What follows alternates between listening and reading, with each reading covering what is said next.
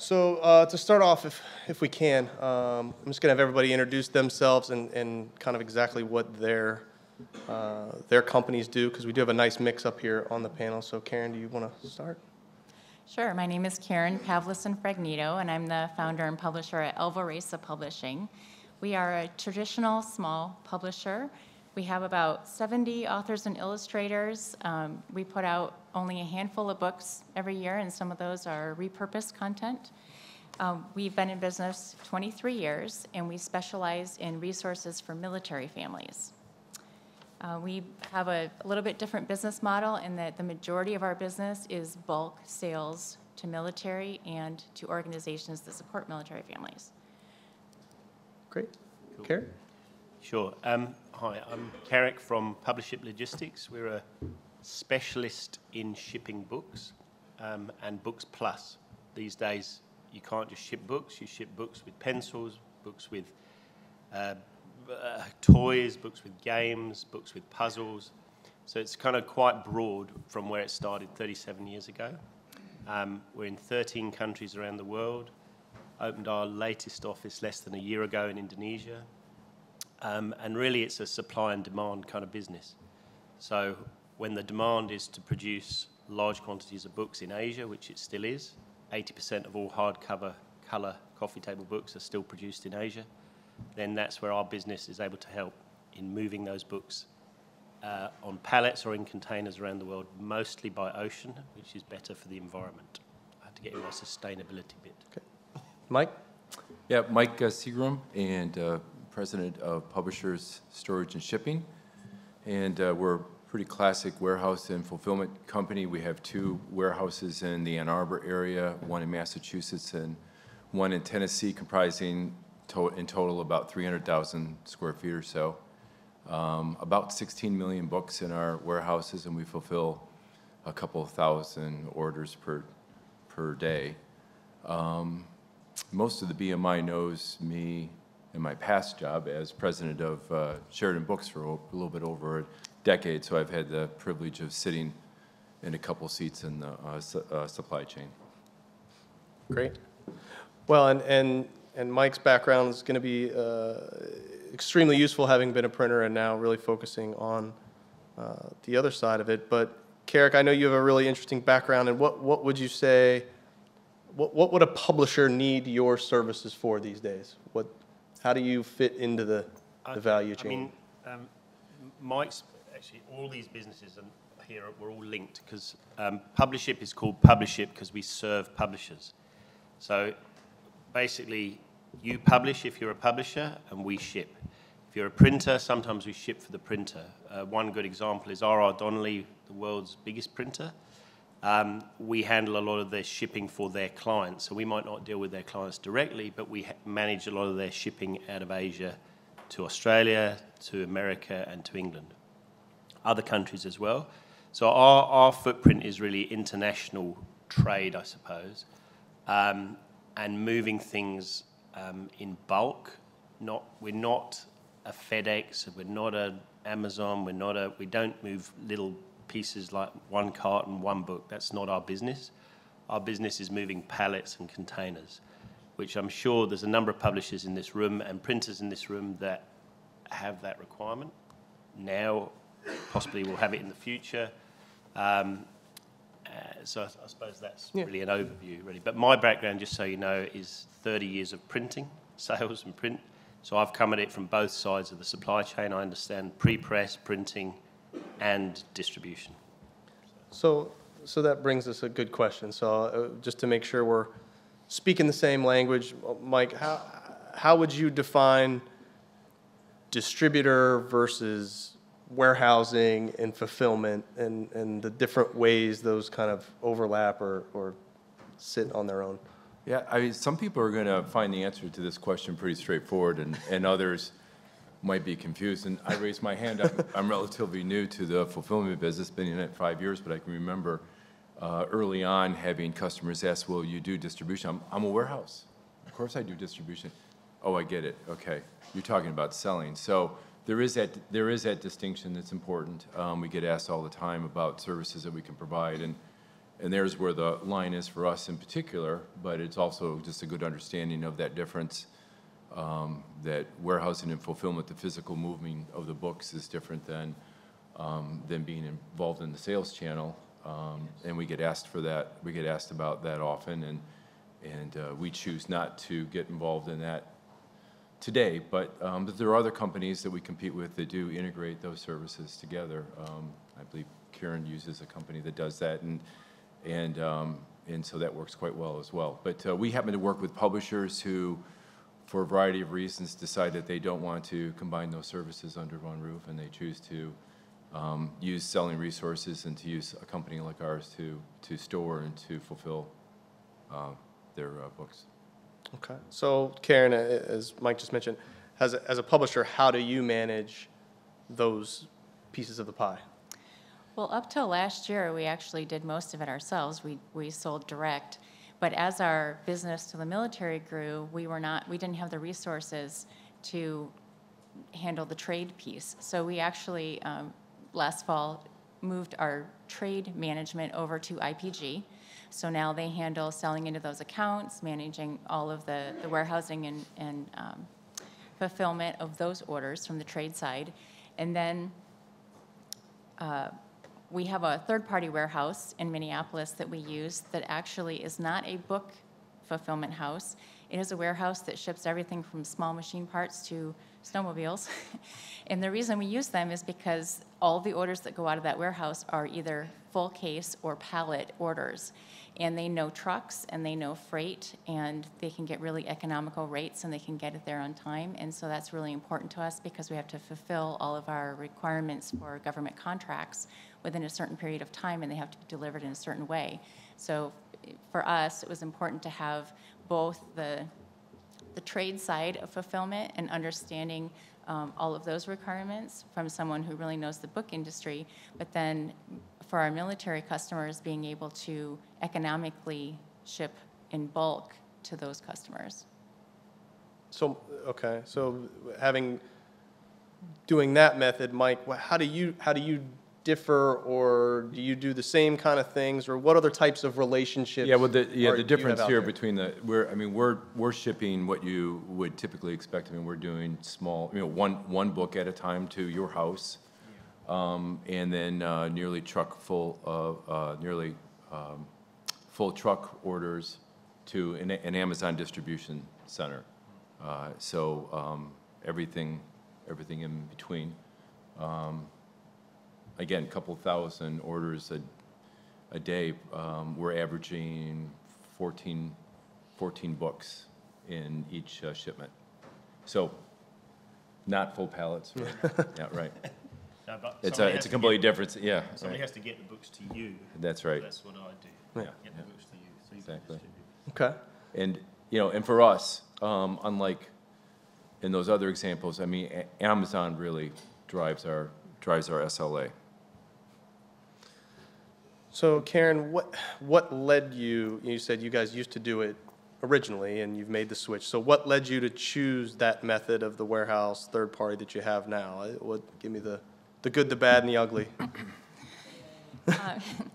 Well, as some of you publishers probably know, the one or two book orders going to Amazon or to a bookstore, it's not very profitable to pay someone in your office to do those orders, and then your margins get thinner and thinner and thinner.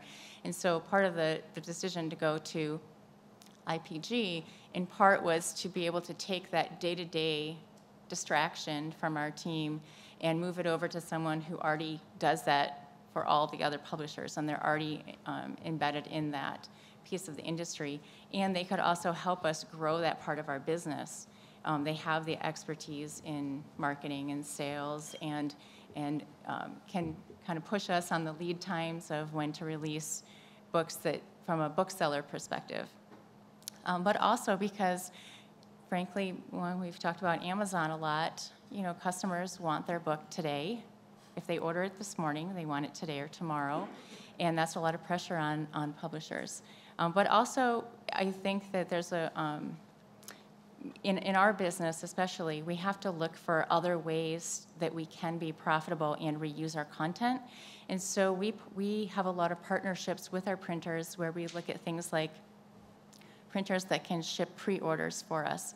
We do a lot of pre-orders in large quantities because we want to pay for those first offset runs. And so if we can work with printers that can handle that piece of it, and so they're fulfilling those orders up front, that's money that's coming in that's paying for those first print runs. We also do custom editions. So we've talked a little bit up here about publishers and printers partnering together on specifications. Because we work with organizations like USO that support military families, they have smaller budgets. A lot of the nonprofits we work with have smaller budgets, but they want to reuse some of our content. So we had a beautiful journal, a deployment journal for spouses that we used a beautiful Nina cover paper on. And it was a 7 1/4 by 9 trim and had a ribbon, had all the things we were talking about up here. But USO had already purchased pouches that the books didn't fit in. So in a very short period of time, they needed thousands of books in a smaller format, but they wanted that journal. So we worked with one of our printing partners, and they came up with a French flap paperback that had plenty of room for a USO message. And it was important to us that that really look good quality because people were used to this specialty material on the journal. And they did a nice job of the matte finish and the French flaps and making it feel really nice. Those books were put in the packages by members of Congress at a special event on Capitol Hill. So again, it was very important to us that when they pick it up, that might be their first impression of our company and the work that we do. And so not just the content inside, but the whole packaging was really important.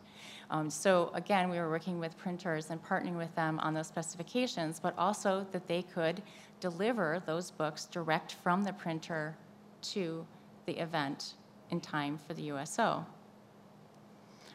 So a lot of those factors, for us, it was important to separate out the things that we needed to spend time on as a small team and where we could partner with, whether it's IPG from a distribution, they're already experts in that, we can move that over there and feel comfortable that they'll handle that piece of it, or for our printing partners, that they could handle the production and fulfillment for our special events or our custom editions.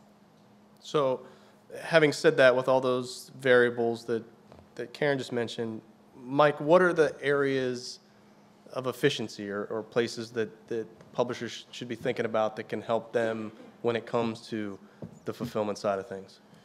Yeah, right. So we talked a lot about automation and integration, and I mean that's a big part of where the efficiencies can come in and at this end of the chain. So everyone's under a lot of pressure right now. The apocalypse that's been created by Amazon, not just in the publishing world, but in the entire retail world. We went from no ship window in the early days with Amazon to a 1-week ship window to a 2-day ship window until very recently. And it's interesting, by the way, that Amazon has relaxed that a little bit now and now are requiring a 3-day ship window, I think, in reaction to what happened to them in the fall. But obviously that sets the standard for everything that we do in the shop, meeting that SLA. We have, just to give you an example, we have a West Coast publisher, our largest Amazon customer. The orders come in weekend Monday, and 3-hour difference time zone. And so she gets up at 5 a.m. every morning to feed us the orders, so that to help us so that we can make the ship window by Wednesday. Now, we have invested in a new platform in our business, and really that's where all our investments are going these days, is into the technology side of our business. A new warehouse management, new order management, but at the core of it, it's an integration platform. We have up to 300 integrations that we've created in the last couple of years, whether it's with customers or it's with our trade partners such as an Amazon, Baker & Taylor, and such. And so in many cases, while we still have publishers who are sending us an email with a CSV or an Excel file with their orders, most of them now are automatically feeding into our system. It's so efficient that while we don't always do it, but we can receive an order and have it boxed, picked and packed and labeled and ready to go out at the dock within 20 minutes. And so that's just an example of how efficient that can be when we can have those integration points. Real interesting about the barcode discussion too. We have publishers that have barcodes. I mean, we're paperless now, and so we're picking orders with guns and verifying orders by location, by carton, by product. But not everybody has a barcode on there. So where we've talked a lot about standardization today, there's really a lack of standardization, I would say, in our segment of the supply chain, and there's a lot of opportunity there. But integration is key, is what I would say. So Carrick, and how are you seeing things happening on this side from the international perspective? It's a very good question. We've spent the last 3 years developing some very powerful tracking software for our containers, whether it's by ocean or air, tracks by ISBN, by title. It allows us to put all the data electronically, like Mike was saying, into a system and give access to our customers so they can see when a container is loaded, let's just say in Hong Kong or in Riverside, New Jersey, because we do import and export. And they can see everything that's in that container. They can see every ISBN, every title, every book. They can see when it's collected by us. They can see when it's on the boat. They can see when it arrives. They can see when it's delivered. They can see if there's split deliveries. And then it generates a proof of delivery and an invoice at the end of it. So that technological part has been absolutely key to our growth internationally. In a strange kind of way, has actually helped our export business out of America. We've actually do more exports out of America to Australia, England, and India as the three of the major countries that are English speaking. That's just ballooned over the last 2 years.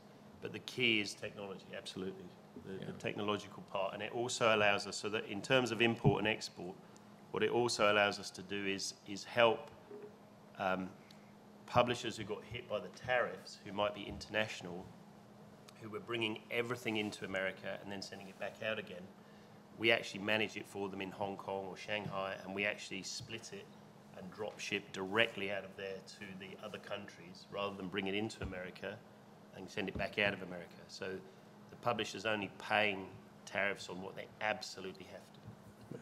So let's touch on both of those things a little bit more. So Mike, everybody, obviously you're mentioning technology. How are the new technologies in Industry 4.0 really changing things from your side of the table? Right, yeah. So really want to add on to the technology. Well, first of all, I know you're all sitting in the room going, we're finally talking about warehousing fulfillment. That's the sexy part of this business. It's so sexy that oftentimes it gets included as the last item on the agenda. So, yeah, that's right. Right, exactly, right. 1 foot out the door, baby.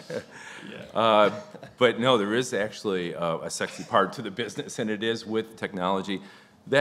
Those integrations and this whole technology aspect is bi-directional. So it's not just orders coming in, but really the power is what's coming back to the publisher, and that's what's really where all the growth is in our part of the business, is the access to data in real time, and not just inventory levels and ship confirmations and those kinds of things.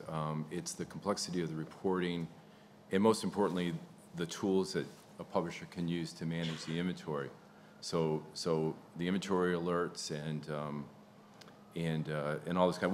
We, for example, share information through our dashboard with publishers when they have what we believe is, based on our rules, an overstock of the inventory, and we also share what they're paying per item to store with us each month. Now, we make a good revenue stream from the storage of books.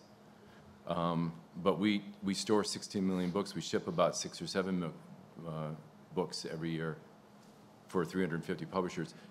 In my perfect world, we would be storing 6 million books and we'd be shipping 16 million books. And that's where we want to move publishers to, is don't pay us for all that storage.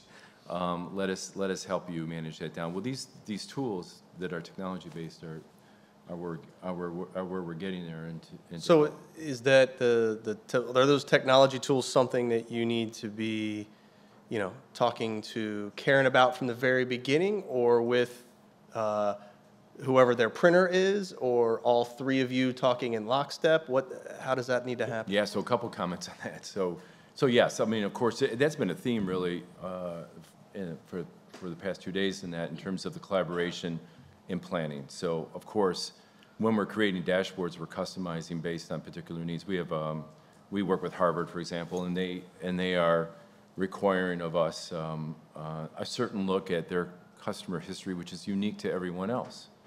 And so obviously some upfront understanding of what those requirements are and planning for that is pretty critical. So yeah, that's a strong part of it. And also, before I comment on the other thing is that we're, in our case, 350 publishers shipping that many books per year. We have a lot of data. Now, we would never share specific public, identify a publisher's data to anyone without their permission, but generically, we have a lot of data to share that gets into the world that everybody wants to get into, is how do you help me understand book demand? We had at a BMI meeting not too long ago, the CEO of one of the major trade publishers say, there's so much that you do for us in this room, but if there's one thing that I would really want you to do that would really be a game changer, is help us understand the demand for our books. Of course, I sat there and went, well, if you don't understand the demand for your books, how am I supposed to understand? But I was getting what he was saying, and that's where data becomes very useful. So through correlation, there's a lot of insight that can be provided to a publisher. You mentioned partnerships, though, too, and I just want to quickly mention, there's so much pressure on the industry, on publishers in particular. A lot of the new customers that we get are publishers who no longer want to be in the real estate business and have that fixed cost of a big warehouse. That's where we get, they are retracting into their core business and understanding that that's where they need to play. It's a reaction to Amazon as well. But I found both at Sheridan and at PSSC that how valuable and critical unusual partnerships have become. People that you were competing with directly last Wednesday are now partners of yours next Wednesday, but that's really helped the industry move forward, sharing of ideas, being creative, because with that much pressure on the industry from different directions, that kind of creativity is required in order to work through it and find better solutions, better efficiencies. Yeah. Okay. So, and Carrick, you mentioned something a few minutes ago. How are the tariffs and the trade issues that, I feel like somebody's always emailing or calling me saying, hey, Matt, what's going on with book tariffs today? And I say, well, wait till tomorrow, it'll probably change.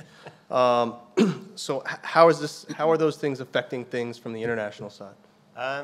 In quite a big way, really. I mean, as I say, our model of drop shipping has always existed for 30 years, but it's accelerated. So we deal with a number of international publishers, some American-based, some British-based, some based in Australia, all over the world. And for example, I'll give one example. One of our stationery clients, we do all the shipping of all their stationery all over the world. Nice notebooks, journals, greetings cards, jigsaw puzzles. They used to bring everything to the US and then ship it back out again. And when the tariffs became 25% for them on all their products, it was impossible. So we worked with them in the partnership, and we said, look, you've got very good forecasting of what sells in Australia, what sells in the UK. Keep the stuff for the UK and Australia in Asia, and we'll bring it straight to those places. Only pay tariffs on what has to come here. And so they've changed their whole business model, and consequently they're shipping a lot more into the UK and a lot more into Australia directly, but it's actually saved them a lot of money, a lot of money. So Karen, I want to ask you then, we have all the different pressures, right? We're talking technology, partnerships, tariffs, everything, and then we have, as our friends at Lulu mentioned, the self-publishing coming at you and trying to, as Mike said, find that perfect sweet spot of holding 16 million and selling 16 million.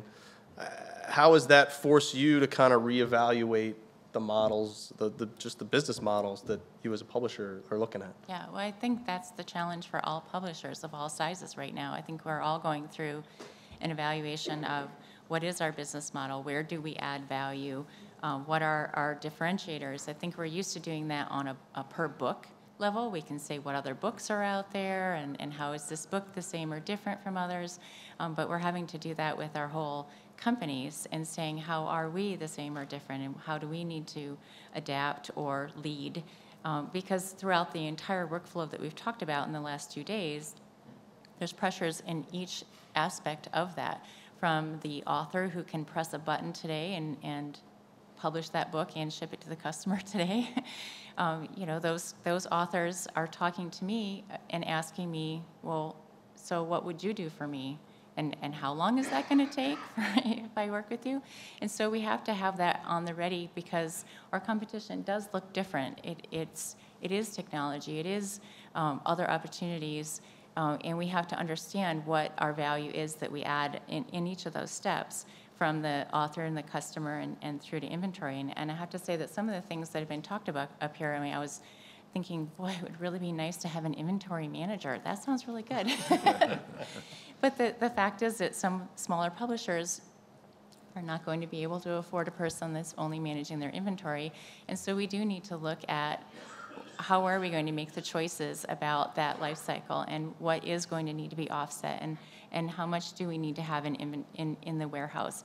And when you're a small publisher, you're also looking not just at, when I was listening to them talk about the quarter turn in turning over inventory 4 times a year, well, I would need an inventory manager if I did that. So it's balancing how much time do we spend on managing print runs and whether they're short runs or longer runs versus talking to our customers about the resources that they need and getting those sales. And so I think that throughout it, we're having to have those conversations about what is our model, how do we differentiate in each of those steps. And then also to the point about partnerships, we have found ourselves partnering not only with the nonprofits and the customers in terms of creating custom resources for them and providing value in that way, but we're also partnering with other publishers. So there's a lot of New York publishers that we carry their books in our online store, for example.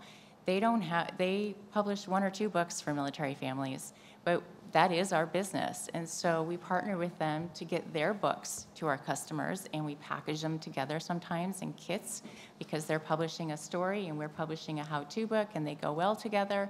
So I think that that's another thing that publishers are doing. They're looking to see who else is out there and how can we be in this space and help each other with where we do differentiate and where we do add value. Okay. So Mike, and for Mike or Karen or Carrick, any of you, really, today we really did try to focus on going from the very beginning to the very end, right? But obviously we can't think about those things sequentially. Mm-hmm. So where do you see the fulfillment side of things in your planning? Is it the very first thing you got to think about and work your way backwards? Or is it just hand in hand, it varies on every project and you're going to look at it individually each time? Or for either Karen on your stuff or Mike, anybody that wants to take a stab at it. This first from a Sure. publisher point of view? Yeah. We do look at the fulfillment right up front. We look at not only what customer we think is going to purchase this book, but what kind of quantities do we think is going to happen. We actually have conversations with what we call our VIP customers, and we talk to them about the resource before we even produce it, and we say, this is what we have coming out. How do you think that might fit into your program? Because for us, there are so many options out there. We have to know what this might become, so that we know if we are looking at a larger offset and if we are able to get pre-orders for that. If we're sending it over to IPG first, if we're doing a custom edition, you know, we have to look at the fulfillment right up front when we are deciding the production of what it is that we're creating. Yeah, and you know, for us, we have a number of customers that we do full service for. So for those publishers, we represent them to their customers. So we're taking directly the orders, we're linking to their shopping cart, answering phones, we're processing credit cards and collecting payments if they're using other forms of payment and so on, even in some cases calculating royalties. So in those cases, it's pretty much we're in the beginning of the process and pretty deeply involved. But admittedly, in most cases, we would be the end thought, you know, in the process. But when you're really looking at true inventory management, like Karen's referring to, and let's say you're managing a replenishment program and you're integrating a POD capability into that as one of the tools in terms of the inventory management. I mean, that really should involve a lot more collaboration and planning up front in order to have the proper program in place. That should be the goal of all of us in the room, is to think about the business that way. Okay. I'm going to wander down and open it up to any questions.